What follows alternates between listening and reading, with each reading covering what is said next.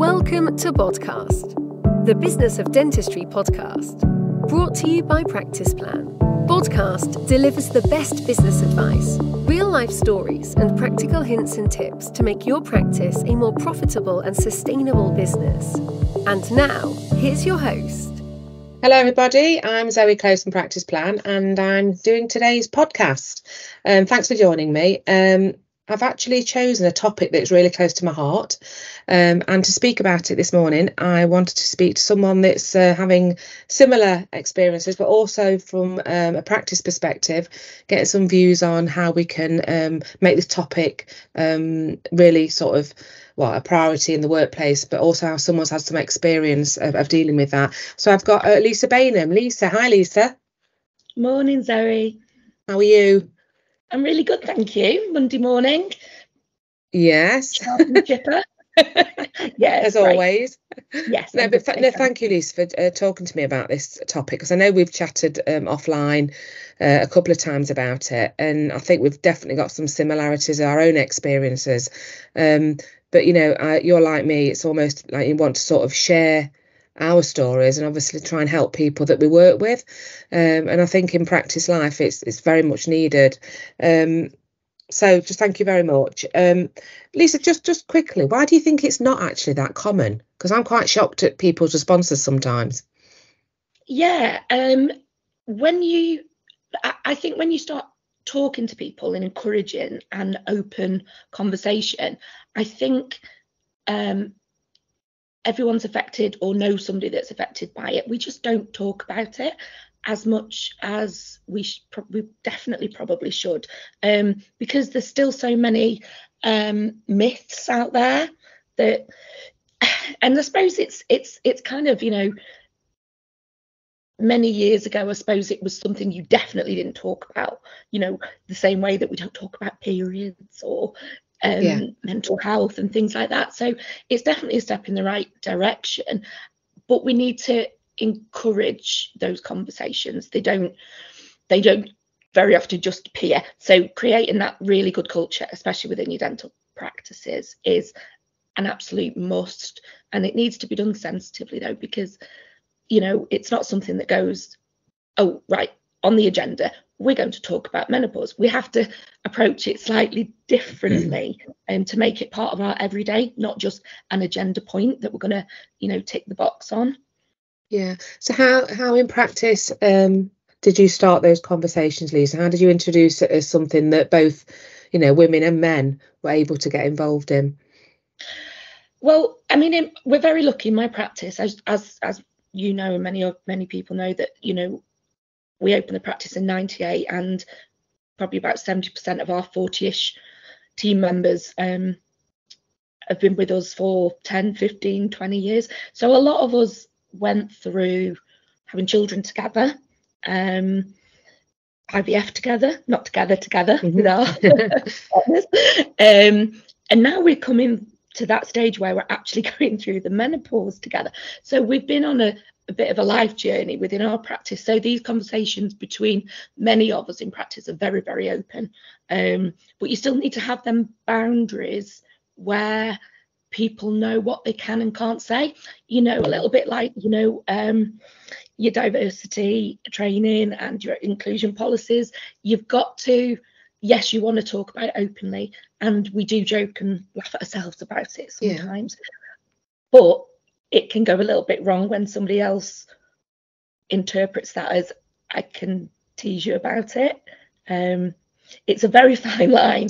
And yeah, I think I can relate to that, because I can definitely relate to that, because, you know, most things in my life, you know, I sort of banter them away almost. I make fun of myself before others can sometimes. But I know what you mean around, you know, that fine line of, you know, it doesn't give you, well, give everyone the authority then to be able to do the same with you, and it can be quite hurtful sometimes. It's really hard actually, and I know that, you know, some people are absolutely fine with some of the jokes, but personally sometimes you can find them a bit, oh, okay, well, it is actually real and serious, and it's not just, you know, trying to giggle it off. Yeah, and from I suppose my personal experience of it has helped me to bring it out into my practice, and certainly the practices that I support as well. I, at around 41, before that I'd been so fit and healthy, going to the gym 4 or 5 times a week, just absolutely great, felt like I was on top of everything. And then just over the space of about 6 months, I just started to feel very not me. So it took me a while, but I thought I was, oh my gosh, am I stressed? Am I going a little bit mad? Am I unhappy? Am I depressed? What is happening to me? Didn't for one moment think that it could be the menopause. So eventually, well, my sister and my husband had sort of said, look, don't know what's going on. You need to go and talk to the doctor and see what's happening. So I went. So the blood tests were done, and it came back, and the shock of my life was, you are perimenopausal at 42. And I was like, wow, that's like a 50-year-old thing. The change. The change. I hate that saying, by the way. Yeah, that's an old-fashioned word. Yeah. Don't know what I'm supposed to change into, Lisa. But and everyone says it in kind of the change, kind of a hushed kind of way. So yeah, it was kind of like a relief to know that what it was, and that it wasn't me imagining things, or just, having something else underlying there. So it was kind of like, okay, what do we do? And, at that point, even my husband, I'd come home and I was like, you're not going to believe this, I'm perimenopausal. And his first reaction, oh, right, okay, how long are we talking? It was quite an icebreaker, really, I suppose, but it's made me very aware in work. And it is just about making sure that we can accept what's happening with individuals in work, and being, empathetic. And, I don't want pity. You don't want pity. We are strong, professional women, and it feels weak. It took me a while to get my head around the fact that it made me feel a bit of a girl, a bit weak, or I'm getting old, and it's like we have to take action to kind of shake those thoughts out of our head, and actually surround us with people that can help us through it positively. So it's in work, it's as I said to you, we did I was really curious. We've had a lot of new team members, so I wanted to pop in the WhatsApp group prior to this what people's perceptions of menopause was. And we've got a very big team, and there was a lot of contribution. Quite surprisingly, most of the contribution came from the younger members of the team. Wow. Who their perception was, oh my God, when my mum went through it, she was vile. My mum turned evil. She was slamming doors, couldn't even speak to her because she'd just go off on one. So for me, the younger girls' opinions of it was really quite, oh wow, that's really sad that they've been living in a house with their mum, and I'm not saying they were unsympathetic, but they didn't really know what to do.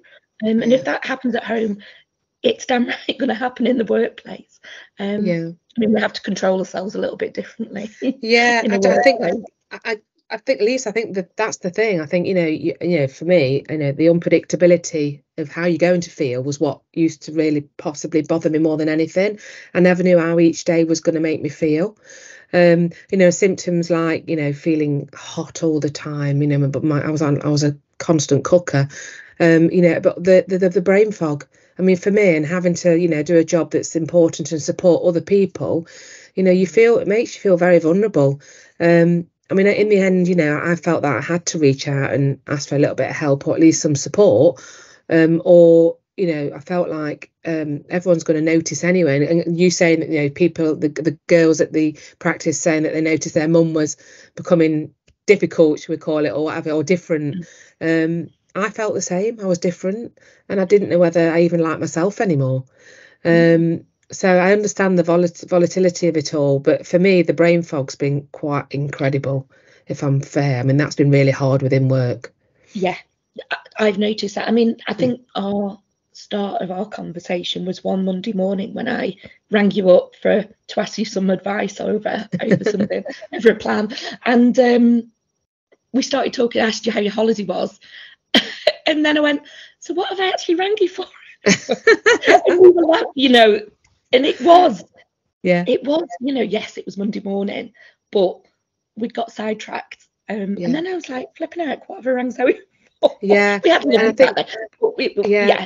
But it makes you feel a bit daft, a bit stupid. And when you're not, it's really hard. It's really hard to explain to people, because obviously in your job you're supporting so many practices, it's got a lot of responsibility, and it's the same within my practice. But then obviously also I've got my consultant hat on, and I can go to a practice plan regional and have 50 people in the room and go do a presentation, and I don't think anyone would actually think, oh, Lisa's having a very bad menopause day. It's because you've got things that you can do, and just because you could stand up in front of 100 people and it not make you nervous, it doesn't mean you don't struggle with other things. There's no recipe. There's no recipe for this at all. You just got to, I think, just try and just be kind to yourself and go, do you know what? This is happening. So in practice, Lisa, what would you say that, I mean, obviously I can hear, you're saying that, people support each other and encourage each other. Is there any sort of practical changes that you've made within the practice when you're thinking about supporting your team and people going through it? Yeah, I mean, my team are very open with me, and they will, I've got a sofa in my office, and mostly when I'm in on Tuesdays and Wednesdays, that seat's taken by one person after another. I don't get much work done on Tuesdays and Wednesdays. Not work. What I do with the team's more important.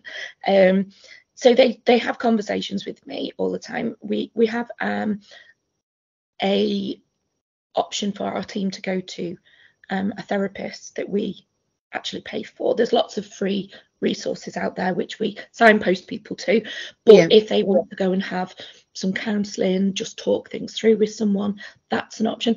I'm not saying that, the minute somebody plonks themselves down in your office and they're feeling a little bit, we're not going to get a tick list out and go, okay, so they're feeling a bit down, they're feeling a bit this, they get a bit hot. So, we're not there to diagnose them. What we're doing is to kind of just have enough information so they're aware of it if they want to access it. We can't encourage people to necessarily go to the doctors, because everyone's going to deal with it differently. So it's getting that, as a manager and leader of your team, it's getting that vibe of, okay, now I know my team, this personality, she's not going to want me saying, go and get some HRT, because that's like a slap in the face for some people, but we do make our team aware that there's small changes we're really, really happy to do. One of the sticking points, sometimes it is quite tricky, and it does bring out an open conversation, and it's always quite light-hearted, is the simple thing that, quite often if you're working with a clinician that is going through hot flushes and things like that, and quite often they've got the aircon blowing and they've got a nurse that's literally dithering, penguins running around, about to bite the bums, So we do have to have some rota considerations sometimes.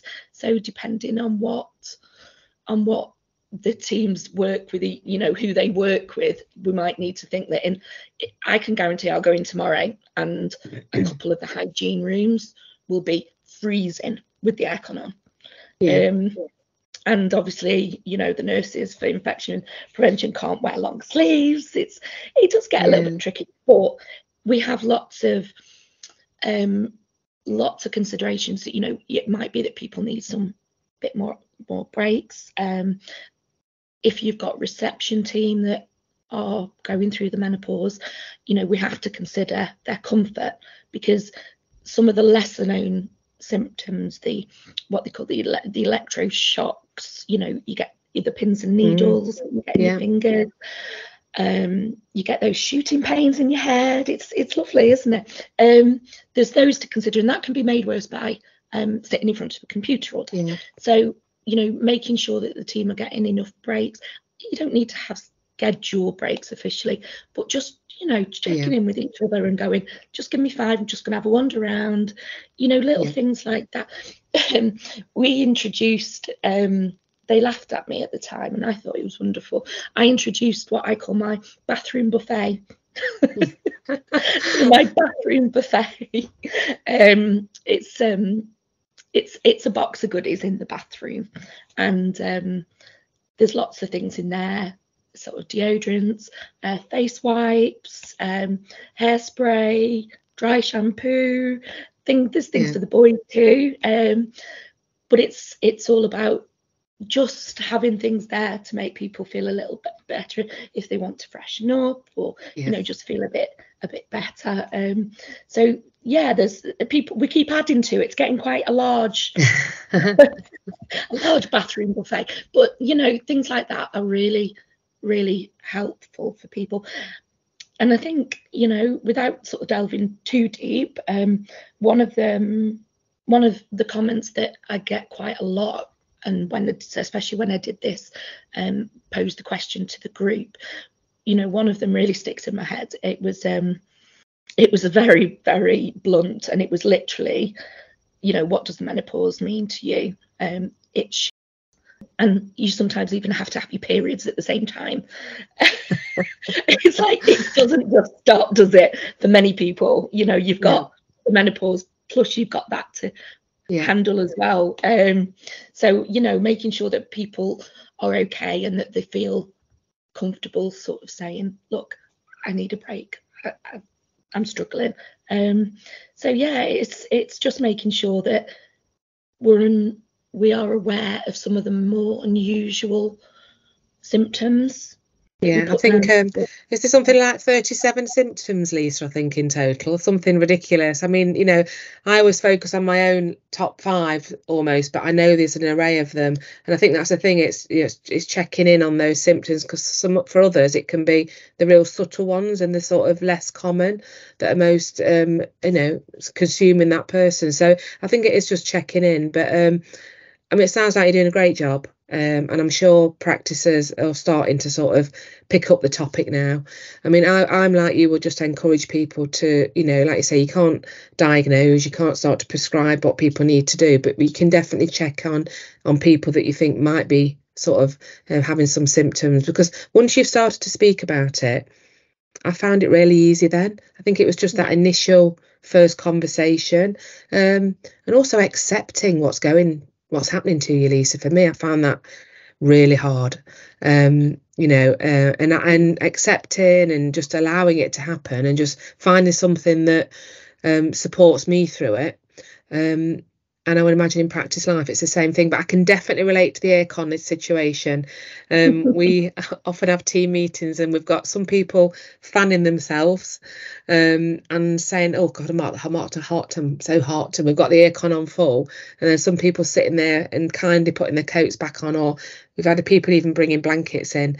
And it's just so kind, because when you are experiencing that flush, that hot period, not only does it make you hot, but it makes you feel uncomfortable. You lose your confidence, you look different, you started to perspire, you can't remember things, you're getting really agitated. For someone to sit there appreciating the coldness, sitting there in the coat and blanket, it's a really kind thing to do. And I've really been grateful for people when they've not insisted that they turn the aircon off, they've just made themselves warmer.